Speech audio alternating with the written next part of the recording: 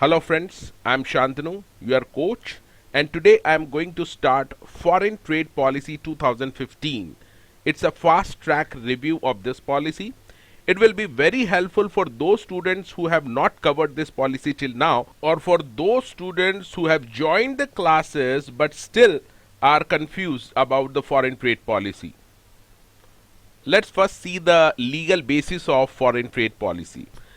The name of this policy is Foreign Trade Policy 2015 to 2020. It is notified by the central government by exercising the power given under Section 5 of Foreign Trade Development Regulation Act 1992. And this policy will be effective from 1st of April 2015. Now let's see about what exactly this policy is all about. In India, it's a custom, it's a convention to formulate a foreign trade policy for 5 years and it is reviewed annually. तो इसको 5 सालों के लिए foreign trade policy को issue किया जाता है India में. ये एक तरह से प्रथा है, कस्टम है, और इस पॉलिसी को 5 साल के लिए जब इशू किया जाता है तो रिव्यू भी किया जाता है इसको एनुअली. इसमें क्या प्रोवाइड होता है? So it provides rules and procedure for export and import. तो ये पूरी तरह से जो इसका फोकस है वो एक्सपोर्ट और इंपोर्ट पे है. रूल्स एंड प्रोसीजर प्रोवाइड करते हैं for export import and also provide for incentive for promoting export. Export ज्यादा से ज्यादा हो इसके लिए कुछ इंसेंटिव प्लान्स भी प्रोवाइड किए जाते हैं इस पॉलिसी में. Now let's see the objective of foreign trade policy. और ये जो क्वेश्चन है ये एग्जाम में आ सकता है. मैंने आपके लिए कीवर्ड सारे निकाल के रखे हैं, आपको यही कीवर्ड भी वहां पे लिखना है. So now let's see what is the objective of the FTP. The objective is to provide stable and sustainable policy environment for foreign trade. तो एक तरह से अच्छा वातावरण बनाया जाए फॉर फॉरेन ट्रेड, ये इसका ऑब्जेक्टिव है. दूसरा ऑब्जेक्टिव इसका है to link the procedure and incentive. जो भी प्रोसीजर हैं इंपोर्ट एक्सपोर्ट के और इंसेंटिव्स हैं उसको लिंक करना. किससे लिंक करना? To initiative such as make in India, digital India, skill India. इस तरह के जो इनिशिएटिव गवर्नमेंट ने लिए हैं इसको लिंक करना एक्सपोर्ट और इंपोर्ट के प्रोसीजर और इंसेंटिव से. Next objective is to diversify India's export basket. ये कीवर्ड याद रखना है, एक्सपोर्ट बास्केट को डाइवर्सिफाई करना. इसका मतलब एक दो जो प्रोडक्ट हम एक्सपोर्ट कर रहे हैं वो ही नहीं करना है, हमको और भी नए नए प्रोडक्ट्स एक्सपोर्ट करना है. Next is to create architecture for India's global trade engagement with a view to expanding its market and better integrating with the major regions. And the next objective is to rationalize the imports and reduce the trade imbalances. तो होता क्या है, अगर आप India में import ही करते रहेंगे और एक्सपोर्ट नहीं करेंगे तो इसकी वजह से इम्बैलेंस हो जाता है. इसलिए रेशनलाइजेशन ऑफ इंपोर्ट जो जरूरी है वो ही इंपोर्ट किया जाए और एक्सपोर्ट को भी बढ़ाया जाए जिससे कि ये जो डेफिसिट है, इम्बैलेंस है एक्सपोर्ट और इंपोर्ट का, इसको रिड्यूस किया जा सके. Now let's see what are the highlights of this foreign trade policy 2015 and 20. इस पॉलिसी की क्या खासियत है, इसके ऊपर भी क्वेश्चन आ सकता है और इसमें यही पॉइंट आपको लिखना है. सबसे पहला पॉइंट एम्प्लॉयमेंट क्रिएशन के ऊपर जोर दिया गया है. दूसरा पॉइंट जीरो डिफेक्ट प्रोडक्ट की पॉलिसी अडॉप्ट की है, यानी आपके जो भी प्रोडक्ट होंगे वो डिफेक्ट लेस होना चाहिए, जीरो डिफेक्ट होना चाहिए. तीसरा है स्टेबल एग्रीकल्चर ट्रेड पॉलिसी को एनकरेज किया गया है इस पॉलिसी में. इसके बाद फोकस दिया है, फोकस इसका है टेक्नोलॉजी इन्फ्यूजन. जो नए नए टेक्नोलॉजी है उसको अडॉप्ट किया जाए इंडिया में. नेक्स्ट है इन्वेस्टमेंट इन एग्रीकल्चर ओवरसीज, बाहर भी एग्रीकल्चर में निवेश किया जाए. Lower tariff on input and raw material, और जो टैरिफ रेट होता है, जो कस्टम ड्यूटी लगती है इंपोर्ट पे, इनपुट का और रॉ मटेरियल का जो आप इंपोर्ट करते हैं उसके लिए जो रेट है कस्टम के वो लोअर कर दिए जाए, रिड्यूस कर दिए जाए. एंड नेक्स्ट है ट्रेड इंफ्रास्ट्रक्चर को डेवलप किया जाए जिससे कि ट्रेडिंग बहुत ज्यादा से ज्यादा हो सके. तो हाइलाइट्स के बाद अगर हम समझें इसको, तो इसका जो फोकस है फॉरेन ट्रेड पॉलिसी का, ये पूरा फोकस इसका एक्सेलरेटिंग द एक्सपोर्ट, एक्सपोर्ट को ज्यादा से ज्यादा बढ़ाया जाए, इसके ऊपर इसका फोकस है। और ये कैसे होगा? थ्रू वेरियस स्कीम्स, हम अभी आगे देखेंगे। इसमें वेरियस स्कीम इंट्रोड्यूस की है इस पॉलिसी में गवर्नमेंट ने, जिससे कि एक्सपोर्ट को बढ़ावा मिलेगा। अब ड्यूरेशन ऑफ पॉलिसी क्या है? जैसा हमने पहले ही देखा, फॉरेन ट्रेड पॉलिसी 2015 से लेके 2020 है। तो इसको, ये जो पॉलिसी है ये फोर्स में रहेगी टिल 31 मार्च ऑफ 2020। तो हमने देखा 5 साल के लिए ये फोर्स में रहेगी। तो क्या इसमें कोई अमेंडमेंट किए जा सकते हैं बीच में? तो यस, सेंट्रल गवर्नमेंट के पास एक्सक्लूसिव पावर है under section 5 of foreign trade development regulation act 1992। इसमें इसको पावर है कि वो चाहे तो इसमें अमेंडमेंट कर सकती है, फॉरेन ट्रेड पॉलिसी को ये बीच बीच में अमेंड भी कर सकती है।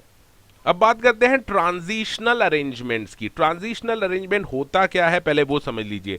जब भी कभी कोई नई पॉलिसी, न्यू पॉलिसी इशू होती है, लॉन्च होती है, तो इसके पहले जो ओल्ड पॉलिसी रहती है उससे न्यू पॉलिसी में जो शिफ्ट होगा वो कैसे होगा, ये ट्रांजिशनल प्रोविजन में लिखा होता है।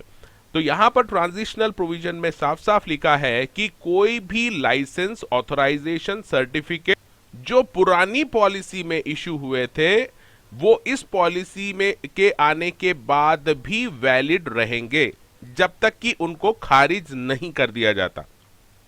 And now I am taking a small break and I will be back within 30 seconds.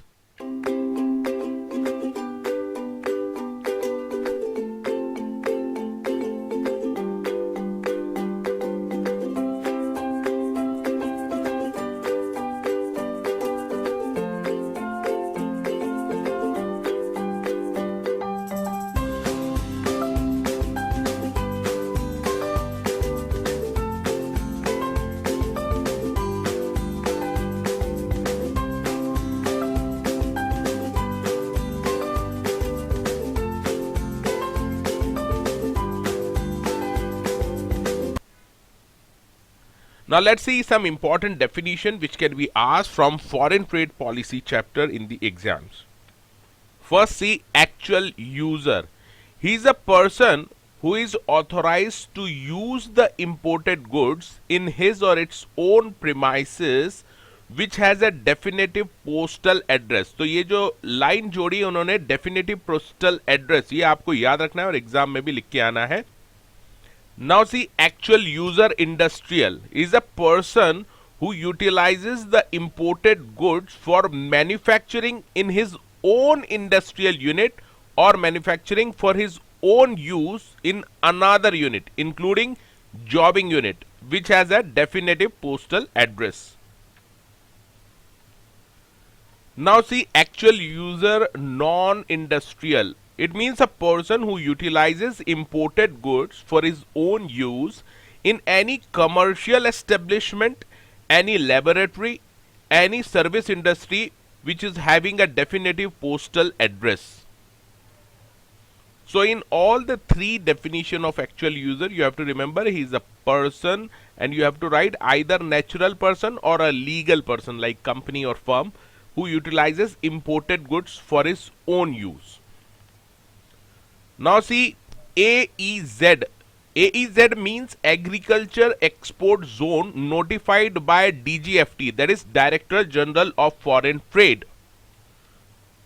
Now let's see the definition of capital goods. Exam में आने के बहुत ज्यादा चांसेस है। Capital goods means any plant, machinery, equipment, accessories which is required for manufacturing, production, whether directly or indirectly, of goods or rendering of services, including those required for replacement, modernization, technological upgradation or expansion.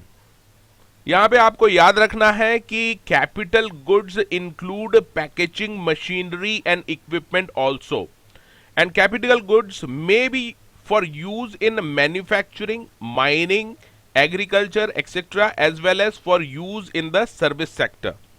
सो इस definition को आप अच्छे से देखिए, ये exam में आ सकती है। ये स्टार्ट होती है वो जो बहुत जरूरी है, any plant, machinery, equipment, accessories. यहां से आपको स्टार्ट करना है and then you have to write the remaining.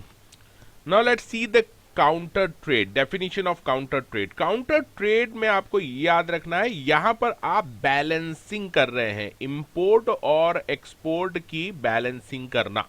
So it means an arrangement under which export and import from or to India are balanced. Balance कर रहे हैं आप counter trade में इंपोर्ट और एक्सपोर्ट को, either by direct import or export from importing exporting country or through a third country under trade agreement.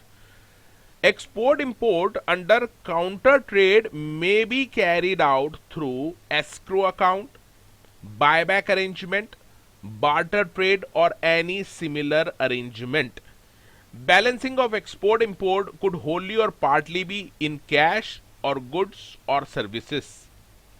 तो keyword आपको याद रखना है, काउंटर ट्रेड का मतलब है balancing between import and export and it can be carried out through 3: escrow, buyback arrangement, barter trade. इसके बाद जो क्वेश्चन आ सकता है डेफिनेशन पे वो है developer. Developer means a person who develops infrastructure or other facilities in SEZ. SEZ का मतलब है स्पेशल इकोनॉमिक जोन, यानी ऐसा पर्सन जो स्पेशल इकोनॉमिक जोन में इंफ्रास्ट्रक्चर और अदर फैसिलिटीज को डेवलप करता है, उसे हम डेवलपर कहते हैं. Now let's see the definition of domestic tariff area. इसको शॉर्ट में हम बोलते हैं DTA. DTA का मतलब है ऐसा area which is with in India, जो इंडिया में तो है but which is outside the sage. Special economic zone के बाहर है, EOU के बाहर है, EHTP के बाहर है, STP के बाहर है और BTP के बाहर. तो इसका मतलब फिर से देख लीजिए, ये जो इंडिया है, इंडिया के अंदर जो स्पेशल इकोनॉमिक जोन है, EOU है, इन एरियाज को अगर छोड़ दें तो बाकी बचा हुआ पूरा एरिया ये कहलाता है DTA, domestic tariff area. Now let's see the most important मेरे हिसाब से जो आ सकता है एग्जाम में, वो है drawback on deemed export. Drawback on deemed export. ये जो ड्रॉबैक वर्ड यूज हुआ है ये एक्चुअली रिबेट ऑफ ड्यूटी या टैक्स है. इसको आप समझ लीजिए, रिबेट ऑफ ड्यूटी और टैक्स. आपको छूट मिलती है ड्यूटी और टैक्सेस में. ये छूट कब मिलती है? When you produce any goods. अगर आप कोई गुड्स बनाते हैं और उसको सप्लाई करते हैं एज ए डीम्ड एक्सपोर्ट जिसे माना जाता है, ऐसे गुड्स को सप्लाई करते हैं जिसे डीम्ड एक्सपोर्ट माना जाता है, तो ये गुड्स बनाते समय जो भी आप मटेरियल यूज करते हैं, इंपोर्टेड मटेरियल यूज करते हैं या यहीं इंडिया में बना हुआ मटेरियल यूज करते हैं या सर्विसेज लेते हैं इनपुट, इस जो भी आप मटेरियल बनाया है जिसको आप एक्सपोर्ट कर रहे हैं, डीम्ड एक्सपोर्ट में आ रहा है, उसको बनाने के लिए जो भी आपने रॉ मटेरियल यूज किया है या जो सर्विसेज यूज किए, इसके ऊपर जितने भी ड्यूटी आपने पे किए थे और टैक्सेस पे किए थे, वो आपको छूट मिल जाती है, वो आपको वो पैसा वापस मिल जाता है. इसे हम कहते हैं ड्रॉबैक. अब देखते हैं EOU. ये शॉर्टकट है एक्सपोर्ट ओरिएंटेड यूनिट. EOU का मतलब है export oriented unit for which a letter of permit has been issued by the development commissioner. अब बात करते हैं importer. Importer means a person who imports और intend to import. ये भी याद रखना है, या तो वो इंपोर्ट कर रहा है या वो करना चाहता है, करने वाला है. And holds and IEC number, import export code number जिस आदमी के पास है और जो इंपोर्ट कर रहा है या करना चाहता है, उसे हम कहेंगे इंपोर्टर. इसी तरह से एक्सपोर्टर भी डिफाइन किया है, means a person who export और इंटेंड टू एक्सपोर्ट, यानी जो एक्सपोर्ट कर रहा है या करना चाहता है, करने वाला है, and hold the IEC number will be treated as exporter. अब बात करते हैं एक्सपोर्ट ऑब्लिगेशन की. It means an obligation to export product और प्रोडक्ट्स कवर्ड अंडर ऑथराइजेशन और permission as per the quantity value और बोथ. तो जब भी कभी आपको ऑथराइजेशन मिलता है या परमिशन मिलती है, तो परमिशन में एक कंडीशन रहती है कि आपको इतना तो एक्सपोर्ट करना ही पड़ेगा. इतना, चाहे वो क्वांटिटी में हो सकती है इतने केजी का, या फिर आपको वैल्यू बताई जा सकती है कि इतने रुपए का एक्सपोर्ट करना होगा. तो इसे हम कहते हैं एक्सपोर्ट ऑब्लिगेशन। अब देखते हैं डेफिनेशन ऑफ फ्री। ये वर्ड भी यूज हुआ है काफी इंपोर्ट एक्सपोर्ट पॉलिसी में, फ्री आइटम्स। तो फ्री गुड्स है, फ्री सर्विसेज का मतलब क्या है? Free item means goods which do not need any authorisation, licence और परमिशन। तो ये जो फ्री वर्ड यूज हुआ है इसका मतलब है कि ऐसे गुड्स जिसके लिए आपको कोई ऑथराइजेशन, लाइसेंस या परमिशन लेने की जरूरत नहीं है फॉर इंपोर्टिंग दीज गुड्स और एक्सपोर्टिंग दीज गुड्स।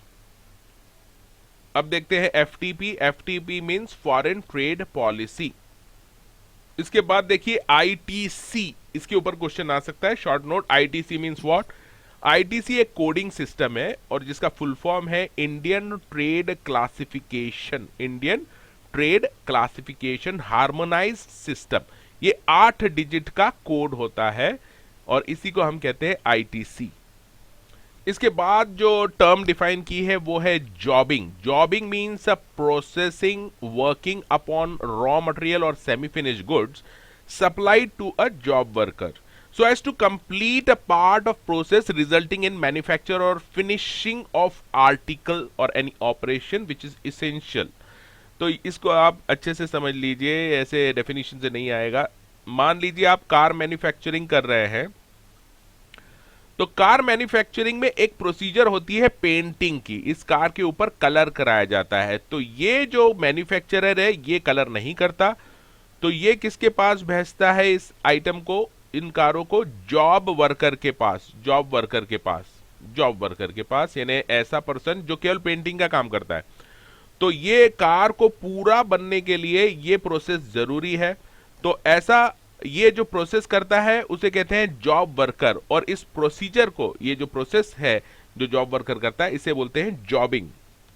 अब देखिए licensing year means year beginning from 1st April of the year and ending on the 31st March of the following year. इसके बाद क्वेश्चन आ सकता है मैनेज्ड होटल्स। ये manage hotels जो definition use की है इन्होंने, hotels managed by a 3 star और अबो, ये कीवर्ड याद रखना है। Hotels managed by a 3 star और अबो होटल और hotel chain under an operating management contract for a duration of at least 3 years। Word है मैन्युफैक्चरर एक्सपोर्टर। तो नाम से ही क्लियर है, ऐसा पर्सन जो मैन्युफैक्चरिंग भी करता है गुड्स की और उसे एक्सपोर्ट भी कर देता है, तो इसे कहेंगे मैन्युफैक्चरर एक्सपोर्टर। इसके बाद यूज हुआ है मर्चेंट एक्सपोर्टर। तो ऐसा पर्सन जो एंगेज है ट्रेडिंग एक्टिविटी में और वो एक्सपोर्ट भी कर रहा है। तो मैन्युफैक्चर नहीं कर रहा है, ट्रेडिंग करता है और एक्सपोर्ट करता है, उसको कहेंगे मर्चेंट एक्सपोर्टर। इसके बाद है रजिस्ट्रेशन कम मेंबरशिप सर्टिफिकेट। नाम से ही क्लियर है, it means a certificate of registration and membership. It is granted by export promotion council और कमोडिटी बोर्ड और डेवलपमेंट अथॉरिटी और एनी अदर कॉम्पिटेंट अथॉरिटी। अब आता है बहुत ही इंपॉर्टेंट आइटम है स्कॉमेट। SCOMET, ये एक शॉर्टकट है जिसके ऊपर क्वेश्चन आने की चांसेस काफी है। Is the nomenclature for dual use items, जो तरह तरह से यूज किया जा सकता है, ऐसे आइटम को हम स्कॉमेट कहेंगे। इसमें आता है use items of special chemicals, organisms, materials, equipment, technologies. तो इसको आपको याद रखना है, मग करना पड़ेगा। Export of dual use item and technologies under India's foreign trade policies regulated. इसका काफी रेगुलेशन स्ट्रिक्ट है। कुछ इसमें से आइदर टोटली प्रोहिबिटेड हैं जिसका आप एक्सपोर्ट नहीं कर सकते, and there are few which are permitted under authorisation. तो इसका आपको फुल फॉर्म याद रखना है, special chemicals, organism, materials, equipment, technologies, comet. इसके बाद सर्विसेज को डिफाइन किया है, includes all tradable service covered under GATS and earning free foreign exchange. Next definition जो आ सकती है आपको वो है सर्विस प्रोवाइडर की। Service provider means a person providing supply of service from India. तो इंडिया से ये सर्विस प्रोवाइड कर रहा है to any other country, to service consumers of any other country. तो पहला है to any other country service provide कर रहा है, दूसरा कह रहा है service consumers of any other country को प्रोवाइड कर रहा है, तीसरा कहता है through commercial presence in any other country, and fourth है through the presence of natural person in any other country. तो इसके मोड दिए हैं, पहले को बोला है मोड 1 क्रॉस बॉर्डर ट्रेड, दूसरा है मोड 2 कंजम्पशन अब्रॉड, तीसरा है mode 3 commercial presence, and mode 4 presence of natural person. Next जो आ सकता है क्वेश्चन शॉर्ट नोट सायन पे। सायन का मतलब है standard input output norm, standard input output norms notified by DGFT, that is notified by director general of foreign trade. इसके बाद आ सकता है क्वेश्चन स्टेटस होल्डर के, इसके ऊपर हम आगे भी देखेंगे डिटेल में। स्टेटस होल्डर का मतलब पहले आप मतलब समझ लीजिए, यहाँ पे मींस एन एक्सपोर्टर। तो स्टेटस होल्डर पहला तो ये एक्सपोर्टर है हु इज रिकॉग्नाइज्ड एज 1, 2, 3, 4 और 5 स्टार एक्सपोर्ट हाउस। तो इसको रिकॉग्नाइज किया गया है एज ए एक्सपोर्ट हाउस जो 1 से लेके 5 तक है। So status holder means an exporter who is recognised as star export house 1 to 5 star export house by DGFT और डेवलपमेंट कमिश्नर। अब देखते हैं trading enterprise STEs. For foreign trade policy STs are entities which are granted exclusive right, इसके ऊपर ध्यान दीजिए word exclusive right और privileges export and और इंपोर्ट एज पर एफटीपी। तो इनके पास एक्सक्लूसिव राइट रहता है या प्रिविलेज रहता है इंपोर्ट का और एक्सपोर्ट का, स्पेसिफिक गुड्स और सर्विसेज का। इसके बाद जो क्वेश्चन आ सकता है वो है थर्ड पार्टी एक्सपोर्ट, यानी ऐसा एक्सपोर्ट जो आप अपने लिए नहीं किसी दूसरे के बिहाफ पे कर रहे हैं। So it means an export made by an exporter और manufacturer on behalf of another exporter. In such cases export document जितने भी होंगे उसमें जो नाम आना चाहिए वो आना चाहिए थर्ड पार्टी एक्सपोर्टर का। तो अगर आप कोई एक्सपोर्ट कर रहे हैं किसी दूसरे पर्सन के बिहाफ पे, तो जितने भी एक्सपोर्ट डॉक्यूमेंट है उस दूसरे पर्सन का नाम उसमें मेंशन होना चाहिए, जिसे हम थर्ड पार्टी एक्सपोर्ट्स कहते हैं।